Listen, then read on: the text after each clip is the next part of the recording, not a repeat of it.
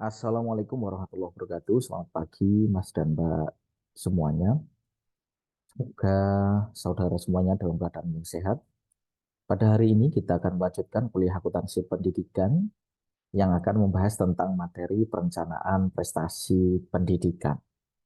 Pertemuan kali ini adalah pertemuan kelima dari mata kuliah akuntansi pendidikan.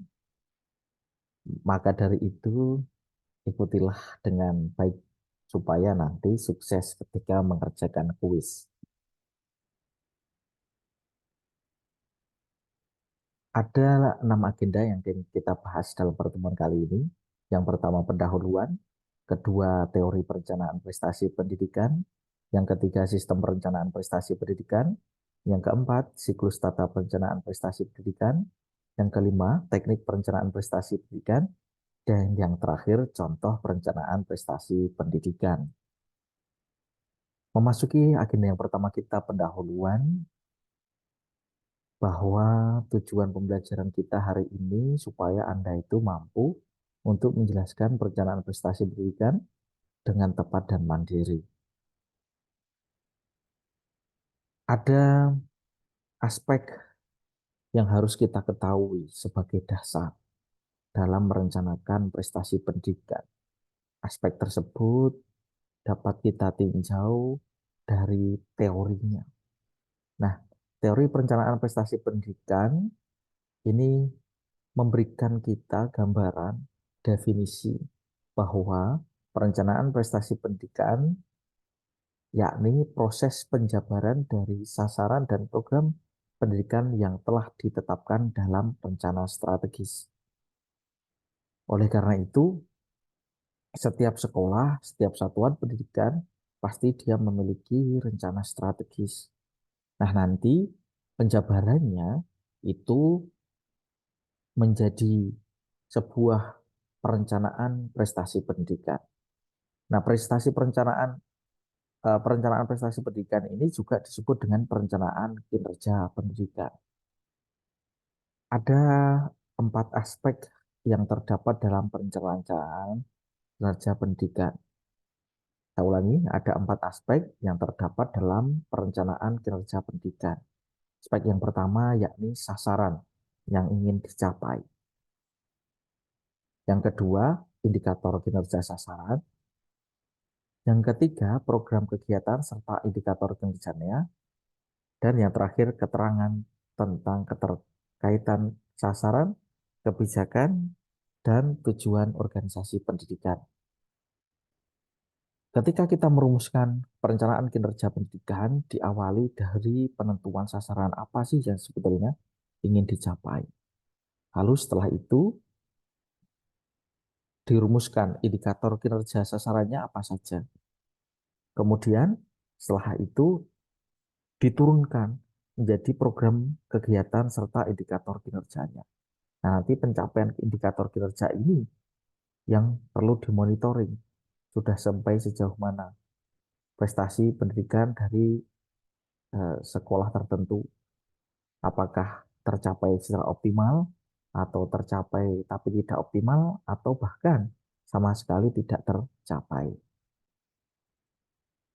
Selanjutnya, perencanaan pendidikan itu perlu berorientasi pada hasil atau outcome. Mengapa? Karena model perencanaan pendidikan yang berfokus pada kompetensi atau tahu dan mampu melakukan bagi peserta didik, yang nantinya kegiatan pendidikan itu utamanya peningkatan kompetensi. Tidak hanya tahu, tetapi juga mampu. Kalau tahu itu kita bisa merujuk pada kemampuan kognitif dan afektif.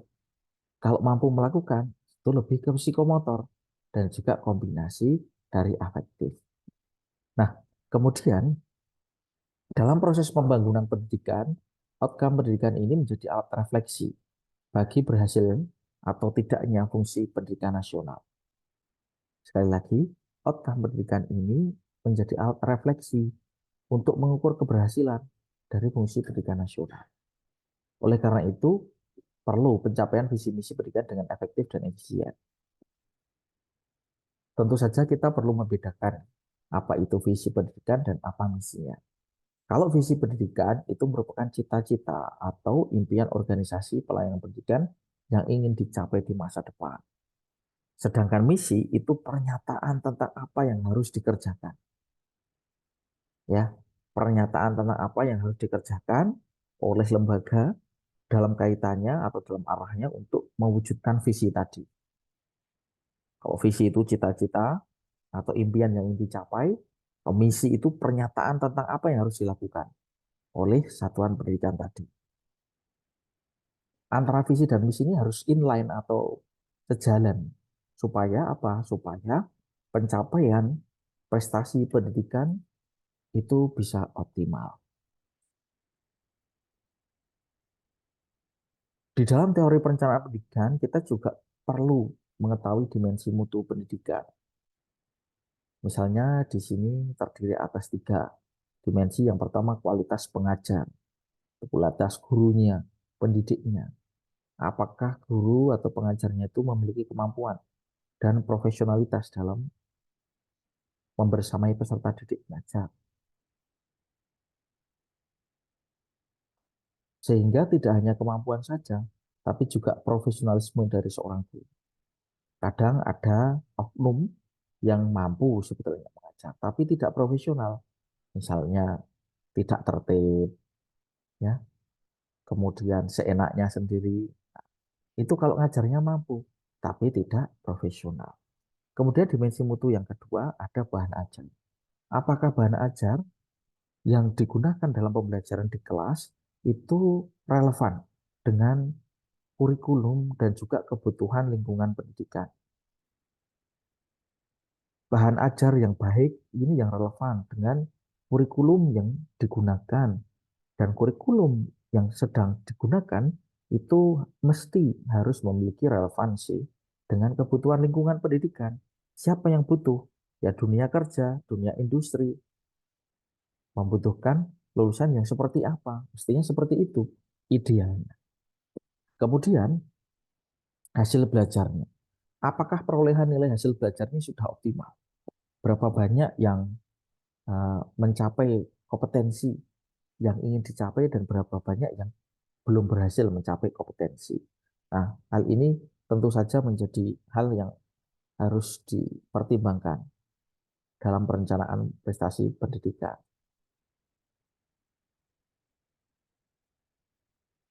Pada slide ini, saya membuat semacam mind mapping bahwa ada 7 hal yang menjadi pondasi kualitas pendidikan. Apa itu pondasinya? Satu, kebebasan belajar. Kebebasan belajar ini bukan berarti lalu bebas belajar atau bebas tidak, bukan begitu. Tetapi kebebasan belajar ini bisa waktunya kapan saja, sumbernya dari mana saja, caranya bagaimana. Ada yang suka dengan cara melihat dan mendengar, ada yang suka dengan cara berlatih langsung, itu sesuai dengan karakteristik peserta didik. Yang kedua, variasi strategi pembelajaran. Idealnya seorang guru, seorang pendidik itu mestinya mampu melaksanakan pembelajaran dengan beberapa variasi strategi pembelajaran. Supaya apa? Supaya pembelajaran tidak monoton, supaya peserta didiknya motivasinya tinggi, dan supaya hasil belajarnya lebih optimal. Kemudian pondasi yang ketiga yaitu kepemimpinan institusi pendidikan. Kalau siswanya sudah bagus, gurunya bagus, fasilitasnya bagus, tetapi kepemimpinan kepala sekolahnya kurang baik, nah itu menjadi tidak optimal juga pencapaian prestasi pendidikan. Oleh karena itu, untuk mencapai perencanaan prestasi pendidikan yang bagus, membutuhkan kepemimpinan institusi pendidikan yang sangat baik, matang, dan juga transformatif. Yang keempat, pengelolaan kelas yang efektif. Kita tahu bahwa pembelajaran di kelas itu dinamikanya sangat banyak. Ada yang peserta didik rajin, memperhatikan dengan seksama. Ada juga yang ramai sendiri, ada juga yang mainan gawai dan sebagainya. Oleh karena itu, guru selaku pendidik maupun pengajar perlu memiliki kemampuan pengelolaan kelas yang efektif. Supaya apa? Supaya proses pembelajaran ini dapat terlaksana dengan optimal dan hasilnya bisa optimal juga. Selain itu, pemanfaatan waktu yang sangat berguna.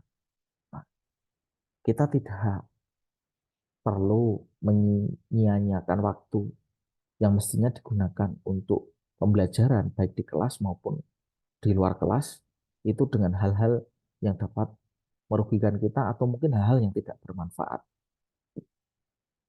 Ya, meskipun ya kita tahu bahwa godaan eh, hiburan atau mungkin media sosial itu begitu sangat masif sehingga waktu kita atau mungkin waktu peserta didik yang kita ampuh itu sebagian besar waktunya digunakan untuk hal-hal yang kurang optimal dalam pembelajaran. Misalnya scroll-scroll TikTok, IG, dan sebagainya yang tidak ada kaitannya dengan pembelajaran. Oleh karena itu, mari kita ciptakan dan kita dorong pembelajaran kita dan juga peserta didik kita maupun kita sendiri sebagai seorang pendidik atau calon pendidik itu mengoptimalkan waktu supaya berguna. Yang selanjutnya, frekuensi pekerjaan rumah. Nah, pekerjaan rumah ini menjadi penting. Bisa berupa tugas, bisa berupa PR, atau bisa berupa proyek, dan sebagai jenisnya yang lain. Nah, ada paradigma di kurikulum Merdeka ini tidak perlu ada pekerjaan rumah atau PR, tetapi mereka diisi dengan beberapa proyek, seperti proyek P5, penguatan profil pelajar Pancasila, dan sebagainya. Nah, hal-hal ini yang dapat mendorong kegiatan para peserta didik untuk terus mengembangkan kemampuannya maupun kompetensinya. Tetapi pekerjaan rumah ini seyogyanya disesuaikan dengan karakteristik dan kapasitas peserta didik. Tidak terlalu sedikit, tidak terlalu berat. Karena kalau terlalu berat, nanti dikhawatirkan menimbulkan stres yang tinggi pada peserta didik. Kemudian yang terakhir itu frekuensi pencapaian peserta didik dan umpan balik. Nah, pencapaian hasil belajar dari peserta didik ini tentu saja sangat penting untuk dipertimbangkan. Tidak hanya penilaian formatif, tapi juga penilaian sumatif itu penting. Dan feedback dari guru itu penting. Sehingga saudara besok itu kalau jadi guru, jangan lupa tugas-tugas peserta didiknya itu juga dikoreksi, diberi masukan. Ya, supaya untuk peningkatan kualitas pembelajaran. Setelah kita memahami fondasi kualitas pendidikan yang tadi, maka ada baiknya kita juga perlu mengetahui faktor penentu kualitas pendidikan. Ada 5. Yang pertama, kemampuan pendidik. Itu jelas. Sebaik apapun fasilitas pembelajarannya, input siswanya, kalau kemampuan pendidiknya itu kurang baik, ya hasilnya juga belum optimal. Maka dari itu, selaku pendidik, guru itu mestinya terus mengembangkan kompetensinya. Yang kedua, profesionalitas pendidik. Nah, profesionalitas pendidik ini tentu saja menjadi faktor yang sangat penting. Kalau gurunya saja tidak profesional, bagaimana nanti kualitas pendidikannya? Ketika jam mengajar malah ditinggal, misalnya, mohon maaf, arisan, atau misalnya gibah bersama rekan sejawat guru. Banyak ditinggal, banyak kosong. Nah, itu menjadi kurang optimal. Kalau kosong, terus kemudian karena ada tugas yang lain yang itu urgent, boleh tidak? Boleh, tetapi pembelajaran juga tetap harus berjalan. Faktor penentu yang ketiga adalah kurikulum. Nah, kurikulum ini menjadi dinamis, apalagi saat ini. Nah, kurikulum ini ideal disesuaikan relevansinya dengan kebutuhan dunia kerja. Dunia kerja sekarang ini menginginkan kurikulum yang seperti apa? Apakah masih dibutuhkan kita menghitung-hitung pakai manual atau sekarang menghitung-hitung itu sudah menggunakan aplikasi, menggunakan software dan sebagainya. Kemudian yang keempat, lingkungan pendidikan yang mendukung. Nah, lingkungan pendidikan yang mendukung ini tentu saja menjadi faktor penentu yang tidak kalah penting. Lingkungan pendidikan tidak hanya terdiri atas lingkungan di sekitar sekolah, tetapi juga lingkungan keluarga. Bagaimana perhatian orang tua mendorong anak-anaknya untuk belajar itu juga penting. Lingkungan teman sebaya yang positif itu juga bagus. Jangan sampai peserta didik itu salah memilih lingkungan teman sebaya yang toksik, yang mengajak kepada hal-hal buruk. Nah, itu juga nanti akan mempengaruhi performa peserta didik sehingga berdampak pada penurunan kualitas pendidikan. Dan yang terakhir, faktor penentu kualitas pendidikan itu adalah nilai hasil belajar. Ketika nilai hasil belajar itu bagus, maka itu mengindikasikan bahwa kualitas pendidikannya bagus. Kita tidak jarang mendengar berita baik di media massa maupun media cetak, elektronik. Nah, itu ada laporan-laporan tentang hasil belajar, misalnya skor UTBK, skor SNBT, dan sebagainya. Itu yang menunjukkan kapasitas dari setiap daerah dan juga sekolah. Lulusannya diterima di kerja di mana atau kuliah di mana. Nah, itu menjadi hal-hal yang penting. Memasuki bahasan selanjutnya tentang sistem perencanaan pendidikan, kita perlu melihat bahwa perencanaan prestasi pendidikan ini merupakan suatu sistem yang terkait dengan bagaimana membuat penggunaan terbaik dari sumber daya yang terbatas untuk pendidikan dialokasikan dalam prioritas program. Jadi sumber daya yang terbatas itu dialokasikan ke program-program prioritas. Ada tiga pendekatan, ada pendekatan permintaan sosial, pendekatan kebutuhan SDM maupun analisis biaya manfaat. Nah, pendekatan permintaan sosial ini lebih ke bagaimana kita memastikan kementerian atau dinas pendidikan itu menyediakan satuan pendidikan yang dilengkapi dengan fasilitas pendidikan bagi semua warga usia sekolah. Kemudian pendekatan kebutuhan SDM itu berfokus pada kebutuhan tenaga masa depan itu seperti apa tuh untuk meningkatkan perekonomian. Tentu saja pembukaan-pembukaan program studi di SMK misalnya itu harus dikaji relevansinya dengan kebutuhan tenaga kerja di wilayah itu sesuai dengan potensi keunggulan wilayah. Sebagai contoh misalnya, Kalimantan itu banyak industri-industri tambang. Tetapi di sana itu pekerja yang mengisi itu sebagian besar dari Jawa. Idealnya lulusan-lulusan SMK yang dari Kalimantan itulah yang perlu mempertimbangkan untuk mengisi lowongan-lowongan kerja yang ada di sana. Karena secara akses lebih dekat. Juga bisa meningkatkan kapasitas dan kualitas wilayahnya sendiri. Seperti itu. Kemudian ada juga analisis biaya manfaat. Nah, analisis biaya manfaat ini perlu kita ingat apakah biaya yang ditimbulkan untuk investasi pengembangan kualitas sumber daya manusia itu dibandingkan dengan jumlah investasi itu lebih bagus atau lebih buruk. Nah, tentu saja kita harus menganalisis biaya dan manfaat ini dengan hati-hati supaya kita tidak rugi. Seperti itu. Berbicara tentang perencanaan prestasi pendidikan, itu terdiri atas 9 siklus. Dimulai dari siklus yang pertama, itu tahapannya adalah merumuskan visi pendidikan. Setelah kita rumuskan visinya, yang kedua, itu kita merumuskan tahapan pencapaian visi.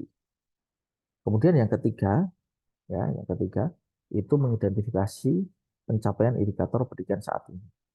Setelah teridentifikasi indikator pendidikan saat ini, maka kita mitigasi, mitigasi untuk mengidentifikasi permasalahan yang muncul. Nah, dari situ kita akan menemukan akar permasalahannya. Itu di langkah yang kelima. Ya. Kemudian kita yang keenam itu merumuskan indikator pendidikan yang ditargetkan. Nah, yang ditargetkan ini itu hasil pencermatan dari indikator pendidikan saat ini dicermati dengan mempertimbangkan identifikasi permasalahan yang mungkin muncul atau akar permasalahan yang tadi. Setelah perumusan indikator pendidikan yang ditargetkan selesai, Maka langkah ketujuh itu menyusun strategi untuk mencapai indikator. Kalau indikatornya itu adalah peningkatan persentase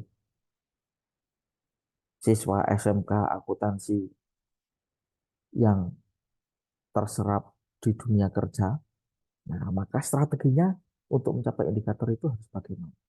Itu harus dirumuskan. Sudah ada strateginya, maka dirumuskan dalam program kegiatan supaya strateginya tadi berjalan. Oh, program kegiatannya misalnya ada pendampingan karir, misalnya ada tes uji kompetensi, misalnya ada sertifikasi kompetensi, itu ada misalnya job fair, itu program ya. Kemudian yang kesembilan, mendokumentasikan indikator pendidikan yang ditargetkan di masa yang akan datang. Nah, itu berupa siklus. Nanti kembali lagi ke yang pertama, merumuskan visi pendidikan. Siklus ini bisa dijadikan sebagai pedoman ketika saudara itu besok kerja di satuan pendidikan atau di sekolah, bisa saudara gunakan sebagai pedoman untuk merencanakan kinerja ataupun prestasi pendidikan di sekolah saudara. Untuk selanjutnya ada tiga teknik perencanaan prestasi pendidikan. Yang pertama, teknik standar prestasi. Nah, teknik standar prestasi ini merujuk pada sebuah acuan penilaian prestasi berbasiskan standar sebuah lembaga atau daerah atau industri. Yang kedua, indikator atau indeks prestasi. Nah, selain standar prestasi, pengukuran prestasi dapat dilakukan dengan menentukan target saat pelaksanaan. Atau yang ketiga, standar pelayanan minimal yang berupa tolok ukur kinerja minimal pelayanan pendidikan dasar melalui jalur pendidikan formal yang diselenggarakan oleh daerah. Kalau standar pelayanan minimal ini tuh batas minimal, mestinya satuan pendidikan itu bisa melampaui batas minimal itu. Kemudian, bagaimana teknik perencanaan prestasi pendidikannya? Sistem evaluasinya seperti apa? Nah, salah satunya melalui pendekatan sistem evaluasi kinerja berdasarkan pendekatan balance scorecard. Nah, di sini ada tiga perspektif. Bisa melalui perspektif pelanggan, ya, dilihat dari kinerja peserta didik, melalui apa saja, academic performance index, adequate yearly progress, maupun academic momentum index. Kalau dari perspektif internal dan belajar seperti apa? Kita lihat dari kualitas sekolah, indeks lingkungan belajar, indeks kualifikasi guru, maupun indeks reklasifikasi. Kalau dari perspektif keuangan seperti apa? Dilihat dari sumber daya dan investasi. Apakah indeks kesehatan keuangannya bagus di sekolah itu? Kemudian indeks investasinya apakah bagus? Nah, itu salah satu teknik dan sistem evaluasi kinerja yang dapat digunakan. Ada contoh indikator prestasi pendidikan di Indonesia. Contoh standar kualifikasi akademik guru dan kompetensi guru. Itu jelas ya, ada 4 kompetensi. Pedagogi, kepribadian, sosial, dan profesional. Kalau contoh kinerja guru, bagaimana kinerjanya dalam perencanaan, bagaimana kinerjanya dalam pelaksanaan kegiatan pembelajaran, bagaimana kinerjanya dalam evaluasi dan penilaian pembelajaran. Ketiga aktivitas utama dalam kegiatan pembelajaran ini harus bisa dipenuhi dengan optimal oleh.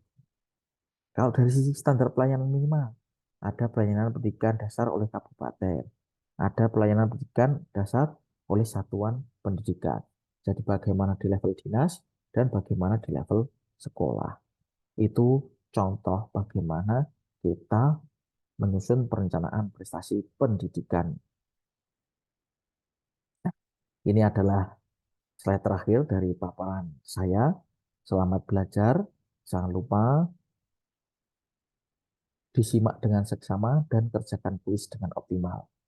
Apabila ada kekurangan saya mohon maaf. Saya akhiri. Assalamualaikum warahmatullahi wabarakatuh.